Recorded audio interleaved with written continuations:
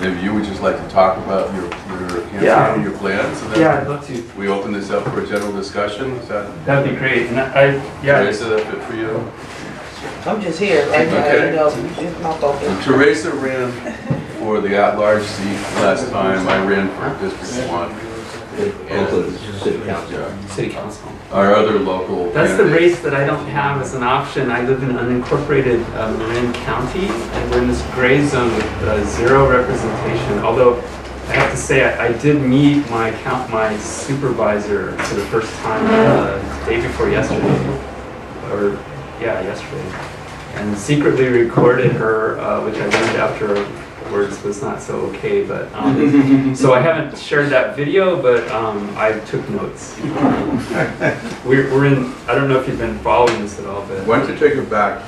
Go from the top. Tell us about yourself. See our voter guide? oh Yeah. Tell us about yourself. Tell us what you're planning on Past doing. election, of course. You don't have to, you can take it home with you. Oh, okay. You can read it right. Some of us know more about you than All right. Well, my name is David Curtis. I'm a candidate for the Secretary of State race in 2014, and so I'm seeking the Green Party blessing on that. And I've been a candidate at state level previously in the state of Nevada in the 2010 election cycle. And that honestly was sort of a Hail Mary because the state party was in danger of losing ballot access, which might sound familiar. And so no one else in the party wanted to run at the state level in an attempt to keep the access. So I sort of recklessly decided to attempt that in 2010 with modest support. So I do have some experience attempting difficult things. What you're running for. Governor of Nevada. There are a little over 4,000 Greens in Nevada, so it's a very modestly sized party. They have now just reformed. I spent 2 months organizing the reformation of their state party after it had lapsed and been dormant for 2 years. So they just elected new co-chairs and at-larges and secretary-treasurer. So they just had their first meeting this month, and they are working on Earth Day will be the first day of actively recruiting new registered Greens. So they're attempting to reclaim ballot access. Where are they centered? I was trying. Most of the population of the registered Greens is in Las Vegas, which is Clark County. Right. But they are not the active Greens. The active and the organizational Greens have always been in Reno area. So, and that's still the case. So even though I recruited for 2 months in both locations, the bulk of the new board is in Reno, and they're mostly young, very excited people. Great. So it's a really good development for the state. They need to get to about 9,000 Greens in order to have ballot access. So basically they have to double their size, and I think they can do it. So that's kind of my history. And then 2 years ago, I moved to California, and I was kind of lured here by my partner, Marnie Glickman. And so we live in an unincorporated part of a county where there's literally nothing for us to run for. And we... Marg's running for sanitary district. Well, she wastewater tried to convince me to do that, but I was involved in some legal mediations that were consuming a lot of my time. And so while I was trying to look at that race to consider it, she decided to consider it for me. So she's running that race, and she is likely going to be successful. I'd say she has a 95% chance. Wow. Yeah, she has the endorsement of 2 of the sitting board members. There's a weird, interesting dynamic on the board currently. It's guys against girls. So the entrenched Republican guys against the greenish women. And so it's likely, if we're very fortunate, it will be 3 green women against 2 entrenched Republicans. Cool. They're actually Greens? Well, it's actually a non-partisan race, but they're Greens. One of the sitting councilwomen, board members switched party to Green. because Marnie's running, Cool.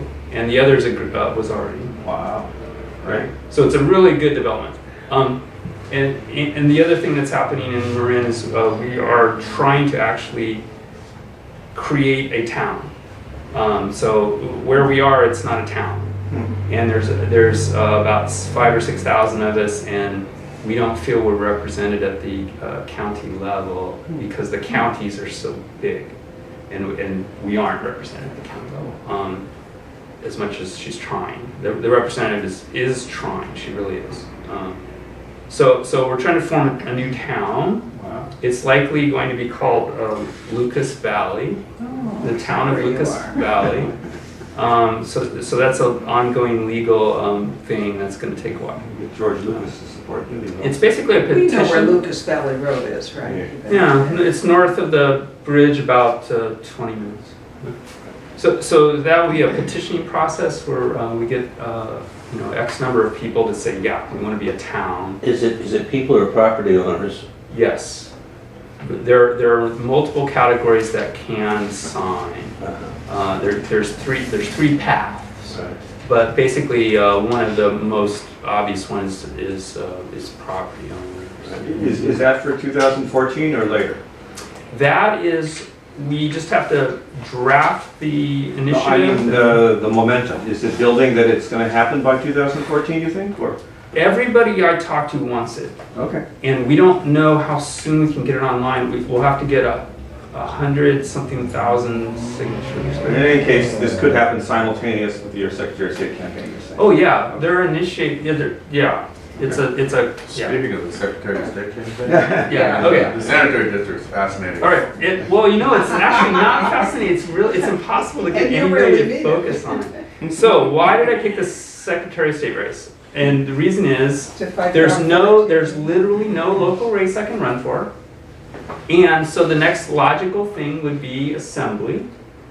But in California, the assembly districts are so gigantic that Michael Allen, a heavily favored, funded corporate Democrat, spent $1.5 million to try to be an assemblyman, and he failed. So everyone who's out there chiming in saying run for assembly, I would love to run for assembly. So guess what? I went to the Libertarian Convention last weekend or the weekend before, and they invited me to observe it. And so I went and observed. So I went to the Jill Stein training on Saturday, went to the Libertarian Convention on Sunday. in You Sacramento. went to Los Angeles, went to LA? I went to LA for Jill Stein's thing, and then I went to Sacramento for the Libertarian thing. So at the Libertarian Convention, Michael something or other, Warnken, proposed to increase the number of seats in the assembly, which simply must happen. That needs to happen. The problem is there are so few seats in the assembly that the proportion of representation is all skewed out. And the price point's all skewed out. So he got that through the Libertarian Convention. I invited him to our General Assembly in Napa, and then the state party receivers of information, they don't seem to like that idea yet. Not to mention names, but we know who. Michael knows them all. Yeah. However, the Their initials- agenda at a GA is the property of the body once the proposed agenda is put on the floor at the opening of the meeting, I'm Yes. sure you know. Well, actually, I don't have 100% comprehensive knowledge of the procedures in our It's kind of party, impossible. as some people in Santa Monica like to point out to me. It's silly putting. But I have stuck into the queue a request for a time slot where I am assembling with some lawyers a working group, because that's one of the things we can do at the GA, is 3 or more of us can be a working group. And then that working group, it's like item C. The working group can submit things for a vote. So I have my spot in line for that process. And what do you intend to submit? But this would not be something that could happen for the 2014 elections, could it? I don't know. It depends what it is, that's what I'm trying to find out. Well, that increase the number of state assembly seats. I mean, Oh. that's a whole complicated No. process, right? What? Well, basically, we can request anything we want. Yeah. Getting it But done. you have to, like, would it have to go to the voters? Or It's would a it have to- constitutional So it amendment. have to go to the Yes. voters, okay, so. Well, there's two things. There's two things. Next month, May 7th, I'm going to the State Senate Committee on elections and constitutional amendments. And my opponent in this race, one of them, Senator Yee, Right. sits on that committee. And so I'm going to testify to that committee. I testified to an assembly committee last month. Okay. So anyway, so the reason I picked this race, the Secretary of State's race, is the price point is currently $650,000. That is the price point for this seat, okay? If I run for a seat- The amount of money that would make you competitive. is what you're saying. Yes, sir. If I realize we're not a corporate party, if I was a corporate candidate, the corporate candidate last time spent $650,000, Ms. Bowen, the incumbent, who's term limited. The reason I'm running is she's term limited because she's well liked. She's competent, she's done a fairly okay job. The guys coming in are not well liked.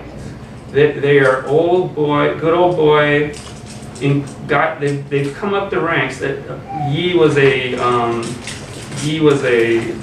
school board member, and then assemblyman, and senator, and now he wants to be Secretary of State. So one of his major donors contacted me and said he's sick of them. Good. Yeah. So I think we have a shot. I'm budgeting $300,000. I think for $300,000 I can run a non-corporate race and maybe get second place in the rigged primary. So that's the goal.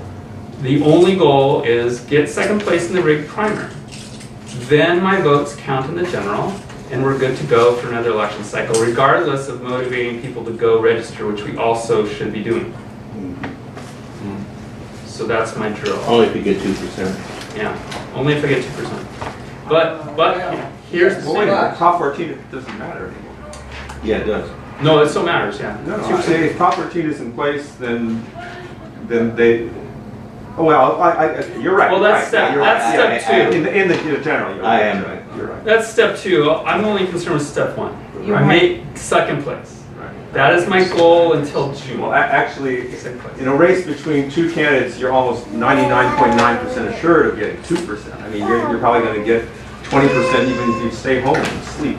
I think so. I would think so. Is Well, there here- any other mainstream candidate running?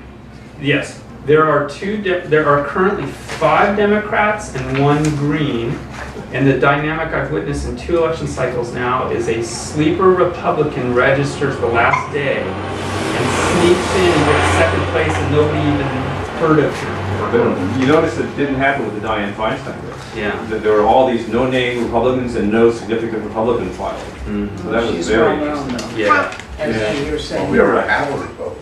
Yeah. Now, what about the possibility of being supported in your, in your candidacy, well, by the Green Party for one thing, but also by possibly Peace and Freedom and possibly the Libertarians? Yes, Because of Prop 14, because we have something in common at this point. Yeah, that's exactly Regarding right. Secretary of State and. Yeah, besides the goal of getting second place, then goal number 2 is coalition campaign. The coalition campaign, and the Libertarians are extremely happy to have a Green show up at their convention. I got a standing room ovation. All I said was, "Hi, I'm David Curtis. I'm registered Green. I was invited here to observe." That's all I said. Standing room applause. Wow. Okay, so the Libertarians really want to work with us. And where that's coming from is in Nevada, they really wanted to work with us. They know I ran for governor there. The Libertarians love us. They're willing to love us on where we have overlap. You know, we have total disconnect on some things, but we have overlap on civil liberties, mainly civil liberties. We have overlap. And the rights of small parties. in That's California. all we have in Yeah, unfortunately. that's Yeah, about no, it. I realize there's a No, but complete also- disconnect between the 2 parties. Inside baseball, the Greens are also starting to gather a reputation for just being straight shooters, knowing what we do, knowing what we're talking about, you know, Transparent. transparency, not being a bunch of kooks. I had one Democrat just say that to me, just straight up. He says, you know, you guys did really well and you weren't crazy. It's like, you know, you were stable, you knew what you were talking about, you're proposing an idea, we're opposed to it, but you know, you weren't crazy. I think there's an opportunity there. They were considering a candidate. I met with him in Sacramento. He's basically bowing out. So they're willing to support me. Who's the other green? No, he's a libertarian. You said there was another green. No, Oh, he said there were 5 yeah, Democrats. 5 Democrats, one green, me. You, okay. And 2 of the Democrats are funded. The others are not funded. So it's basically 2 and me. So what I'm concerned about is, well, okay, I'll stay on the coalition thing. Peace and freedom, the libertarians agree that peace and freedom is barely holding on. And they think if I approach them nicely, that, you know, they might support my candidacy. So maybe we can gather the peace and freedom or some support from that. And then I've approached the Socialist Party. I'll approach any group that's bigger than 2 people. I will approach, trying to get some support. And I have a lot of Democrat friends kind of left over from the Nevada race. But because I'm in California, I don't know how engaged they are, but I can probably get some monetary support from some of them. My fear is I don't know who the unknown Republican or independent might show up. You know, I don't know who that person might be. Well, no, Okay, go ahead. if you were planning on $300,000 though, and there's only 2 other Democrats that are funded, the chances are that Republican, unless they're like a multi-million, independently wealthy multimillionaire or something, they would have to show up early enough to do fundraising. So, but Not necessarily. Sheldon Allison could cut him a check. Okay. 2 minutes. well, I guess okay. But in any case, Yeah. how are you planning to raise $300,000? You may know that no other California statewide Green Party candidate except Nadia Benjamin, who of course had a lot of connections when she ran, has raised even $100,000. Oh yeah, no, I know this. Well, one of the things is I have Marnie Glickman. That's one of the things. The other thing is I'm just going to do events. I am currently negotiating with Suzanne Vega for a concert in Santa Monica. I have a 3-act event in Santa Monica in July 11th. That'll net about $5,000. I'm going to do events. I mean, how do you raise money? You have to raise money. I just got the database, 164,000 people with phone numbers. I'm going to call 164,000 people. I've got assistants, and ask them for money. I mean, that's what to do. That's the only way to do it. And I've got a year. And I've got a year. The green do it. Yeah.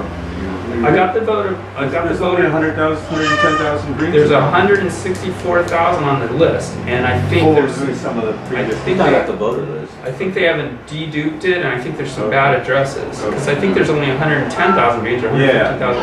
But I just got a thing that has 164,000 people on it. Maybe they have old addresses. Well, I mean, there's a number of things to say about this. One of them is, I'd hate to be the person to dash cold water on this, but libertarians are problematic for me, and we can talk about why. For a variety, their economics are just atrocious. Anyway, be that as it may, Proposition 14. I think I'm assuming that Proposition 14 will be a major aspect of your campaigns that you're running against everyone. As you know, the lawsuit will be still going on, presumably, for the next 3 or 4 years, and so, at least, unless we're thrown out of court sooner. But for your information, the last time we were in court, the judge actually gave us a trial date, which indicated to me that the demurrers will be denied, and we will in fact get our day in court. So maybe. So obviously, Proposition 14 has to be on your on your list. And the last thing I want to say is about peace and freedom. Now, peace and freedom. It's certainly possible that we could work out some kind of a deal with peace and freedom. But it would have to be mutual. In other words, what would be ideal, in my opinion, is because of Proposition 14 makes it so hard to actually, you need tens of thousands of signatures just to get on the ballot. These days. $3,000. And $3,000 for each candidate, each statewide candidate. So what I would hope could be done is if we could make an arrangement with Peace and Freedom to divide up statewide offices to some extent, and that we would endorse each other's candidates. Sure. That's what makes sense to me. And I would just add to that, I have been told that Cindy Sheehan has agreed to run for governor. They've endorsed her. Right. I don't know that she's agreed, but they've endorsed her. Well, she's announced that she's running, so. So presumably we would not run someone for governor, and one of the things that we would do is presumably support Cindy Sheehan and look for other places, other candidates. Does anyone know of a governor candidate we could run? Because I haven't found one yet. Well, I don't want to. I want to support Cindy Sheehan here. In fact, running Cindy Sheehan. In the past, Mike Feinstein was talking about running for governor, which is one reason that Laura began to talk about running for controller. Except that he was running on the assumption that Prop 14 was going to get overturned. Right, but he doesn't want to run under a Prop 14. But this is all rumor mill. I haven't. Well, the only reason I'm running is if we fail to register in the streets, which I anticipate we might do. They have to. Yeah. Well, right now we're safe. We're safe now. We are safe now. The only reason I'm running is a fail-safe, is in case we drop under the 1%. It also depends on the turnout in the governor's race in 14, because the number of registrants is 1% of those that vote in that governor's race. And so if there's, for some reason, a huge turnout, because, I don't know, Meg Whitman decides to run again or something, whatever, then that will make it harder for us. That's why I'm running. But right now, you know, we're probably just barely going to make it on a normal turnout. If there's a big turnout, then yeah, we will have to get 10 or 20,000 more. But the thing is, you know, how old is this party? We shouldn't be having this conversation. Yeah, well, because we've never had a large registration drive since we won. But I did want to say one other thing, is that one of the responsibilities of Secretary of State's office is to oversee the corporate filings. So all the corporations in California have to register and supposedly, I guess, be monitored by the Secretary of State. And that might be a good campaign issue to bring in other supporters. Like, you know, you could promise to crack down on corporate violations like Chevron or PG&E or any other well-known corporations. They threaten their charters. Right, exactly. Should I run through my planks quickly so we can see what's on the list? Let me call myself here. For one, you know, Jerry's health holds out, he's running. Who? Jerry Brown. Oh, yeah. If his health holds out, he's running. That's a big if, right? Right now, they're running around the office hiding the cookies on him at one time. I'm not kidding. Right? What's with the cookies? What's Cholesterol? with health? Not supposed to be. They're not good. Right? Jerry Brown is not good. Let's send Jerry some cookies. If I walk down, But Health problems. we want to run candidates here in Oakland. We want to run probably just council candidates. Oh, I have another idea. The only one we have declared is the school board. So part of this to me is, you know, yes, we want to be registering voters. We're starting that now. We've started phone banking already to our own supporters and stuff like that. And I think that would give a lot more cohesion to our events if some of our events were state candidate events. well, they go hand in hand. And people up the chain. Like, we have not heard much from people like Mac Gonzalez in a long time, stuff like that. The appearance of certain people like that at events, the appearance of state candidates, and it just kind of gives a little more cohesion to our entire thing. And also, one of the things we've not been doing very well is actually holding events across the bay that link up Berkeley, Richmond. The most successful operation going on right now is in Richmond. And, you know, we know each other, we support each other, but we haven't actually held events together. We haven't done any things like that. What is it about Richmond that makes it working so well? Jail. It's the mayor a lot. There's a whole series of things. It's a one, it's not really a one-company town, but in terms of the political influence of Chevron, and there have been, of course, toxic issues for decades, and there's been organizing for decades. There's a lot of good organizing going on in Richmond, which eventually... And a lot less cooptation. Where here, we've had a lot of money spent in nonprofits, and there's been a lot of little jobs available, so there's a lot of former Greens in this part of There's town. competition. Well, no, also the Democrats have really gone out to make sure they, you'd be surprised what they go through, not to mention that we exist to keep us out of the media, to do that kind of stuff, where, it doesn't sound like you're suffering that in Marin, but here in Oakland, the Democrats have become very sectarian, and they're really trying to monopolize that space. They want to be the progressives. They don't want to have some other progressives out there. And they've done a lot to do it. And they spend a lot of nonprofit money. There's a lot of the city services that are spent through requests for proposal fairs, like Measure Y, our crime prevention thing. It's basically a funding fair. A whole bunch of requests for proposals go out, a bunch of nonprofits get the jobs, right? And then suddenly these are the same nonprofits that turn around and do voter registration for Gene Kwan. Right? And they've done a little bit of shell company So they games. fish for the organizers and then they're ready to go.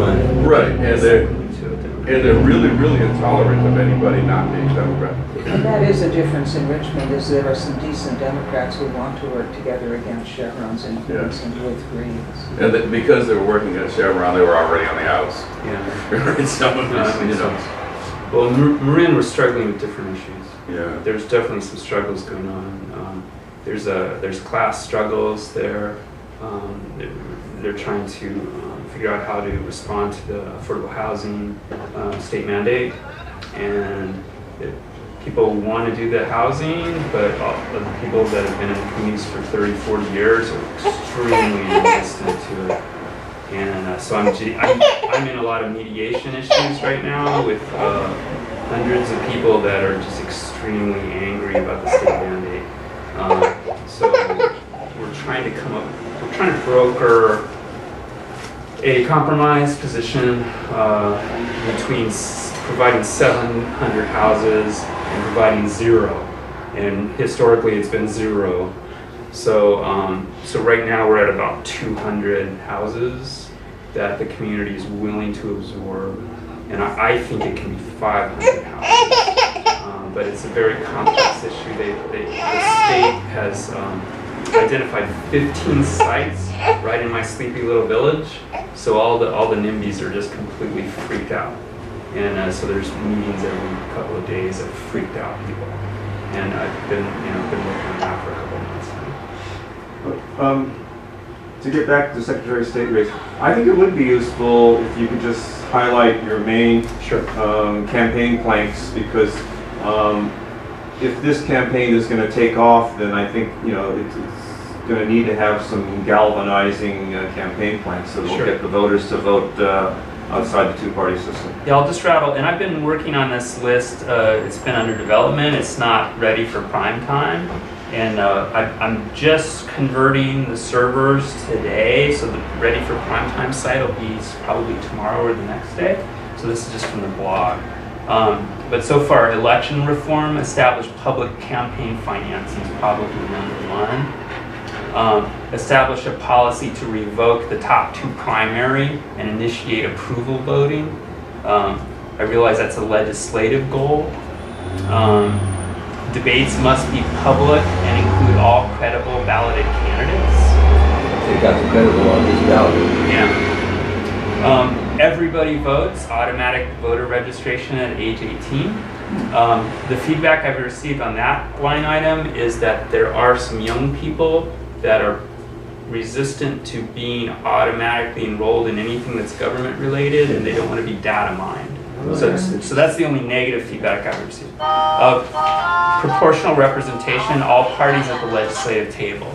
I want a green at the legislative table.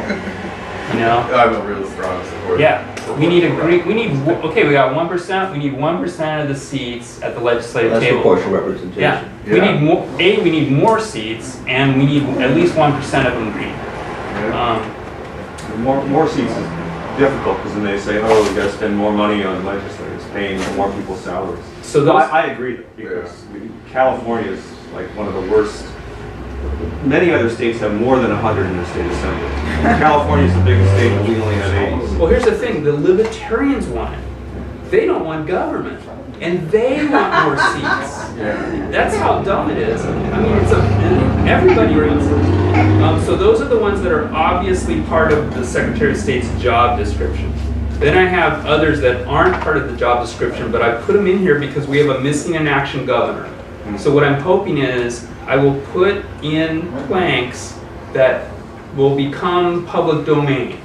And then whoever wants to steal them can steal them. The Democrats can just steal the idea and do it. So one of those ideas is establish a policy to seize and close all nuclear power facilities in California. The reason that's not happening is those are federally implanted bullshit constructions, and they say they can't be pulled. So that's why it's not happening. But guess what? The governor has an army. So they can be seized and closed. But the governor would do that if we had a governor. I'm going to initiate a policy to ban fracking in California. I mean, basic stuff. Just ban it.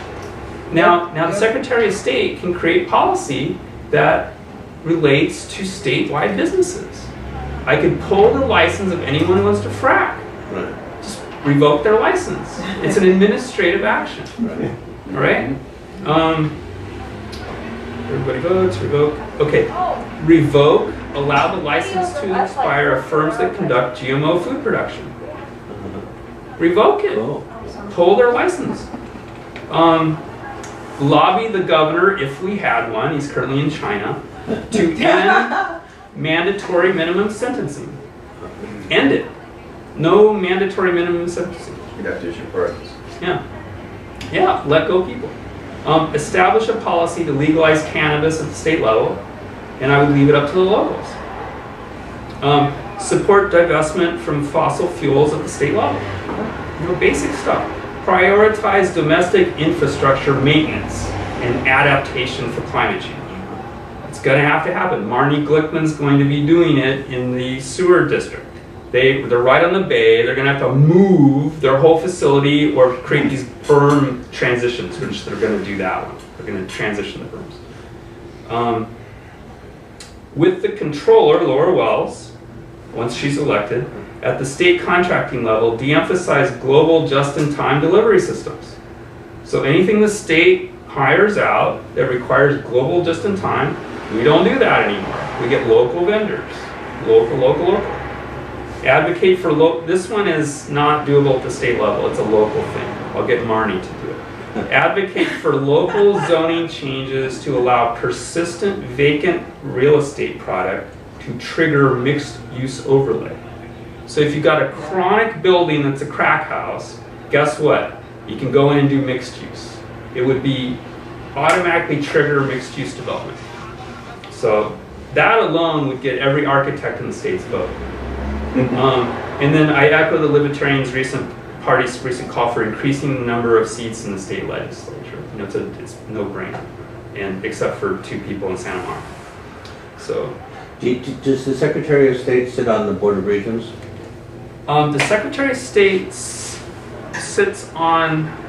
She stewards the archive. She stewards the California Museum. She makes an appearance at several things. She manages 300 people.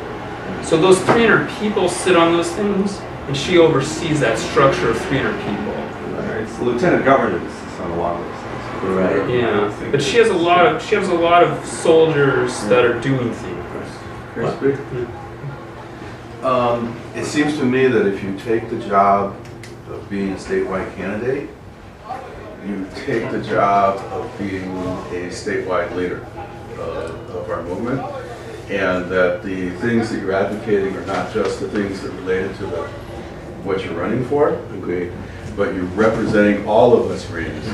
And maybe that could be all presented in a more comprehensive manner for a justice, education, and welfare kind of. Yeah, I think Part- half the job is this and half the job is that. And I think that in talking with the public, you don't have to only say the things that are relating to the job at hand. You say that you're a member of an organization that's working together, and we have initiatives out there, you know, for local transit. We probably need some buzzwords, you know, to put it together, but, you know, we believe in local transit, local employment. We believe in, you know, restorative justice. We believe in, you know, local control, you know, just going back to some of the 10 core values and some of the things. And I think it would be very appropriate for the people who represent us statewide to kind of fly that flag. Yeah, definitely. I want to second that and add to it, because you're going to be the, most likely the flagship person in this deal. The question of taxation is something that we need to be raising. Yeah, fairness and taxation. You know, Proposition 13, all that stuff. I could go through it. It's a big problem. Yeah, the burden of the housing crisis. Yeah, we have the new property owners that are paying for the old property owners, Right. and there's a real disparity. Right. You know it. So we need to do something about, and then the other thing for our, the other constellation of issues for our party is social justice issues, and particularly the question of racism. And we need to publicly attack, you know, some of the racist practices. I mean, starting with the 3 strikes and, you know, Also, I talk about mandatory 3 sentences. strikes. right, yeah, right. English only.